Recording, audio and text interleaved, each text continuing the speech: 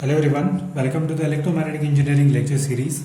Into the last lecture we have started with the boundary condition, and in the boundary condition we have deal with dielectric surfaces. Two dielectric surfaces we have used, and we have seen that boundary and how we can use that boundary conditions. So today we will use different one, that is conductor to free surface.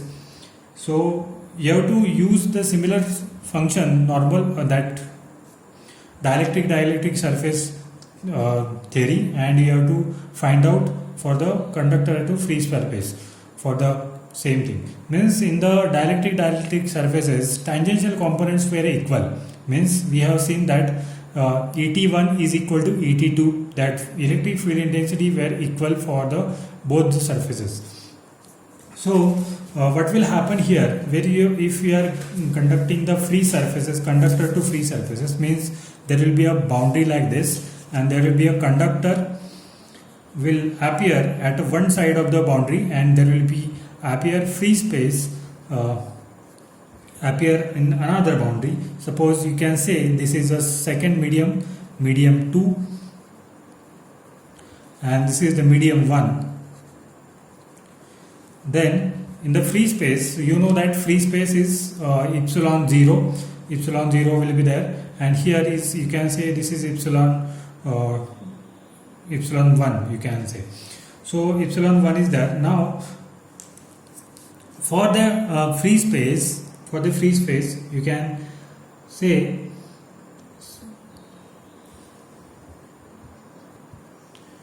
so this is the free space and the conductor.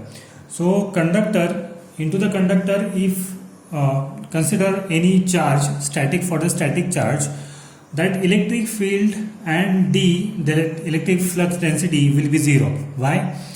If you are finding the electric field intensity, you should require a static charge. But if you are saying the conductor, in the conductor there will be no any static charge. In the conductor there will be a continuous flow of electrons. So there will be no any static charge available inside that conductor. So E and D is equal to going to be a 0 for the conductor. Means for this medium 1 it is going to be a 0. Means Et1 tangential component going to be a 0. But into the dielectric region we have seen that Et1 is equal to Et2. So but Et1 is equal to 0, so that's why Et2 going to be a 0. Now this D component also 0. Now we will find out the normal component. For the normal component, there will be a normal component available for the second medium. It's like Dn2, but Dn1 will be 0 for the first medium. That D will be 0. So Dn1 is equal to 0. That is equal to rho s. So Dn1 plus Dn2, that is Dn2 is equal to that rho s. So by that way we have completed this boundary conditions for dielectric surface and the conductor to air surface. Now we will see one problem on that. Consider this example. Given that E1 bar is equal to 2ax bar minus 3ay bar plus 5az bar volt per meter at the charge free dielectric surface as shown in the figure, find D2 and angles θ1 and θ2. So first of all we have to see that figure, and we have to calculate this D2 and θ1 and θ2. Before that we have to calculate the normal component and the tangential component for the different mediums. So medium 1 is available into the upside and medium 2 is available for the downside. So what is the E bar, normal component En1 bar, if you want to calculate En1 bar from this equation. So first of all I will write this as a E1 bar. E1 bar they have given. E1 bar is 2ax bar minus 3ay bar plus 5az bar. From this equation you have to calculate the D2. So how to calculate? You have to relate that E with to E2. E1 you have to relate with the E2 of the second medium. From that E2 you have to calculate D. Okay. So first of all E1 bar. Now you have to calculate En1. So how to calculate En1 bar? So En1 bar, normal component of this equation. So normal component of this equation is this for the medium 1. So this is the medium 1. In the medium 1, normal component of this equation includes only a z component. So, and x and y components are the 0. So you have to consider only this part, that is normal component. You have to take this as a 5 az bar. Now you have to take a horizontal components also, et1, because you have to calculate both the components for the, if you are calculating d2, you have to calculate dn2 and dt2. Tangential component plus normal component is equal to total your d2 you have to calculate. So that you have to calculate both normal components and the tangential components. So tangential component for the first medium is the surface. On the surface, which components are available? X and y. Without z, your only other two components are available on the sheet. Like this sheet is there and this is the z component. So on this sheet there is a x and y component is there. So x and y component is 2ax bar minus 3ay bar. So these two components are available for us.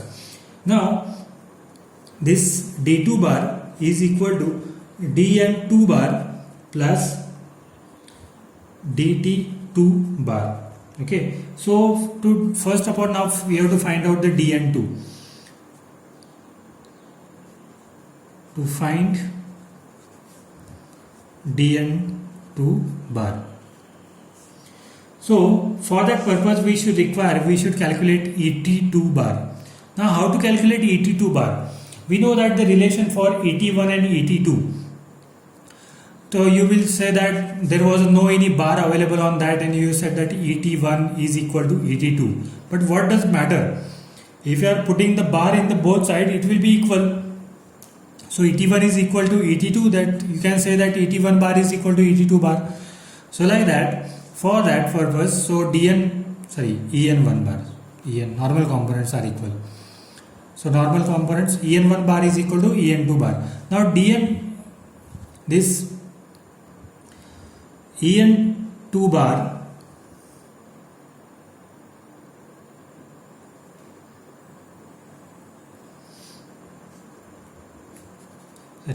dn2 bar is equal to dn1 bar is equal to epsilon 1 epsilon n.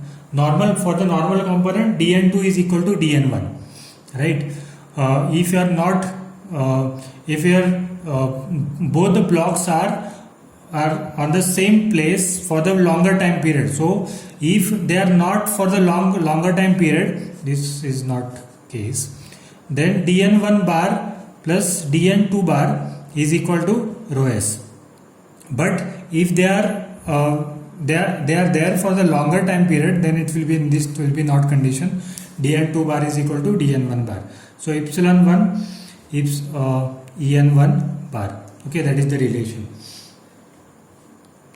So what is epsilon 1 and how to calculate epsilon 1? Epsilon 1 you can calculate, epsilon 1 is equal to epsilon r into epsilon 0, because it is not a free space, so you can't calculate epsilon 0 directly. So epsilon 0 is available, epsilon r is available. Epsilon r is what? Epsilon r is 5. So epsilon 1 is equal to 5 epsilon 0. So we'll put that value here. So 5 epsilon 0 and normal component of E bar. Normal component of E bar is equal to 5 az bar. 5 az bar. So it will be 10. Sorry, it is 5.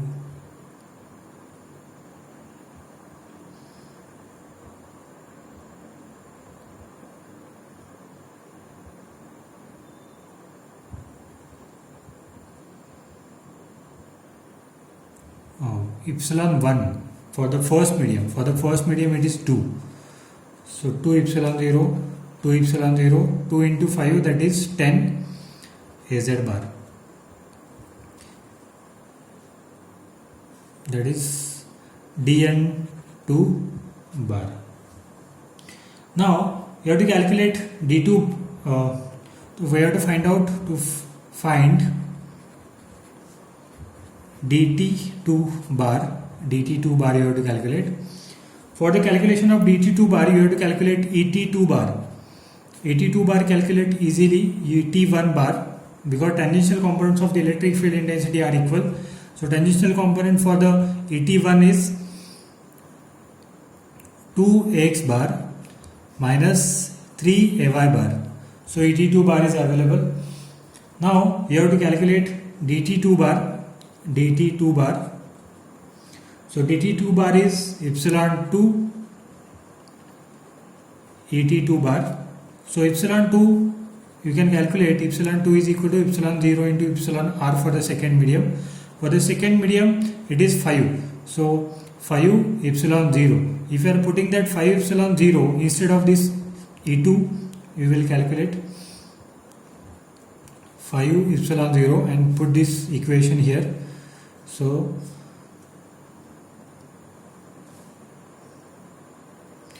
DT2 bar is equal to 5 epsilon 0 into 2AX bar minus 3AY bar.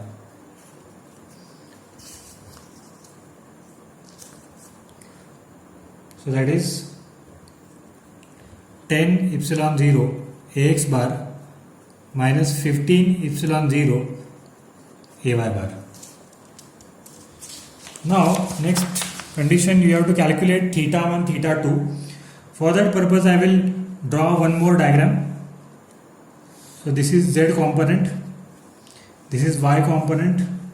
On that there they have given the theta degree, theta angle. In that theta angle I will make another triangle. So that is theta 1. In the opposite side there is another plot they have given. In that plot I will draw one more triangle. In that you have to find out this theta 2. You have to find out this theta 2. This is normal component for flux density, and this is tangential component. This is tangential component for DT1, DT2. This is tangential component, normal components for EN1, and this is ET1. Now we will calculate theta 1 and theta 2. So how to calculate theta 1 and theta 2? So I will use tan theta. Tan theta 1 is equal to, you can see tan theta 1 is equal to En1 divided by Et1. So theta 1 is equal to tan inverse of En1 divided by Et1. Now put the values of En1 and Et1. Tan inverse of En1, normal component, only scalar quantity you have to put. So scalar quantity you can easily find out. En1, for the En1,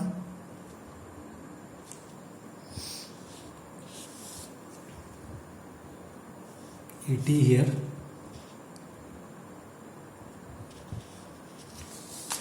yes, here is the En1 bar is equal to 5 AZ bar. So what is the scalar quantity? Only 5. So En1 is equal to 5. What about the Et1? So Et1, only if you want to calculate the scalar, only magnitude, what you will do, in the square root of 2 square plus 3 square. So square root of 2 square 4 plus 9. Okay, so root of 13. So if you calculate the angle, it will be 54.2 degree. That is theta 1. Now you have to calculate tan theta 2. Tan theta 2 is equal to, from the flux density, because why we are taking this as a d bar here, because we know the value of d bar at this region. So that's why we are taking. You can take E bar also, but we don't know the value of E bar in that for first medium, so second medium. So better way to take that tan theta 2 is for the d bar. So tan theta 2 is equal to dn2 divided by dt2. 2. So theta 2 is equal to tan inverse of dn2 divided by dt2. So we will calculate this value. It will be at 29.0 degree. So dn2, value of dn2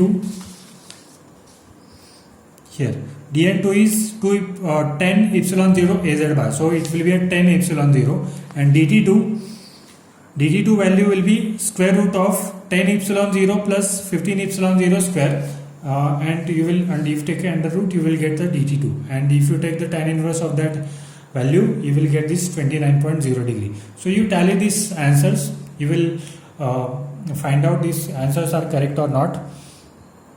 So I will give you one problem for the homework.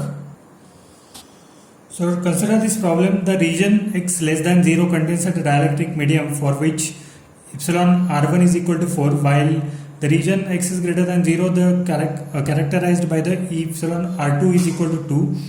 If E1 bar is equal to 50 AX bar minus 30 AY bar plus 80 AZ bar kilovolt per meter. See that kilovolt, okay, consider this as a kilovolt, and find normal component for electric field intensity En1 bar, theta 1, AT1, A2 bar and theta 2. So you try to find out the problem, and this problem can be asked for the 10 marks into the exam. So we will meet into the next lecture with a different point. So thank you for the today's lecture.